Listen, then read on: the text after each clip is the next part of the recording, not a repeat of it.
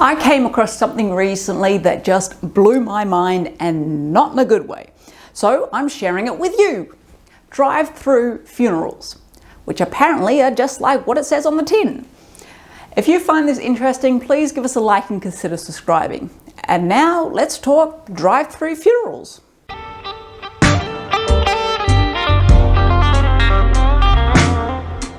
A drive-through funeral is described as being like a McDonald's drive-through.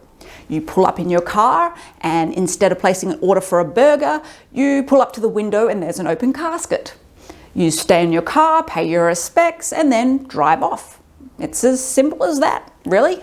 Back in 2014, the president of Paradise Funerals in Michigan, Ivan Phillips, an early adopter of the drive-through funeral idea, explained that as you enter into the drive-through, you are going to see a memorial box where you can drop off a memorial card or money contribution. Mourners drive on and push a button which opens a box that has a register book inside. Here, people can sign their names and write messages of condolence to the family. You then proceed forward. The curtain will draw back and you may pay your respects to the loved one for 3 minutes from the privacy of your vehicle. At this point, the driver has come up to the window and allows them to look at the coffin laying behind the glass. Now let's get a few obvious questions out of the way. Yes, this is a USA thing. No, it's not the majority of funeral companies over there, but there are around a dozen locations with them. Yes, the trend started long before COVID, back in the 60s actually. And yes, of course, it started in Florida. Now, if you're like me, your first thought probably wasn't, ooh, that's interesting, but more of a, what? Why? So I did some digging, and here are the reasons these funeral companies give for deciding that it was a good idea.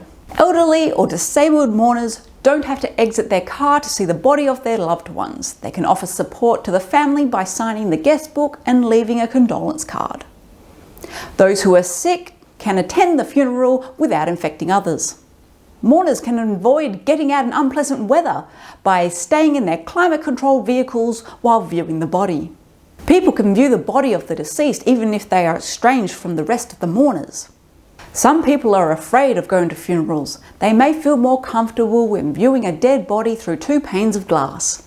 Perhaps some mourners want to avoid the religious aspects of a funeral or wake or viewing.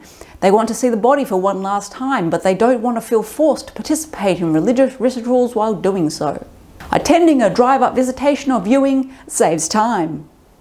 Now, on first glance, you might think, well, they're perfectly valid reasons. But let's look a bit closer. Mourners can avoid unpleasant weather and it saves time. So this is a service for individuals who care mostly about themselves and are not willing to go out of their way to pay their respects, which begs the question, why are you turning up at all? And I assume the answer is appearances. Then there is the avoiding of religious aspects and avoiding estranged family members, which strikes as a very enabling of avoidance in difficult life issues. We go on to, some people are afraid of going to funerals, so they are playing on society's general death anxiety, something which the US funeral industry is very well known for doing. And the list goes on and on. Now, on one hand, you have to give these particular companies credit for seeing a niche market and attempting to fill the void. That's what businesses need to do to survive. And certainly during COVID time, this would have been a very wise choice. But there is also something very slimy about preying so heavily on people's anxiety and taking away funeral and mourning rituals, which have already been minimalized due to the funeral industry. Now, is this likely to take off and become extremely popular in the US? Yeah, probably not. Do I think drive-through funerals will come to Australian shores? Hell no.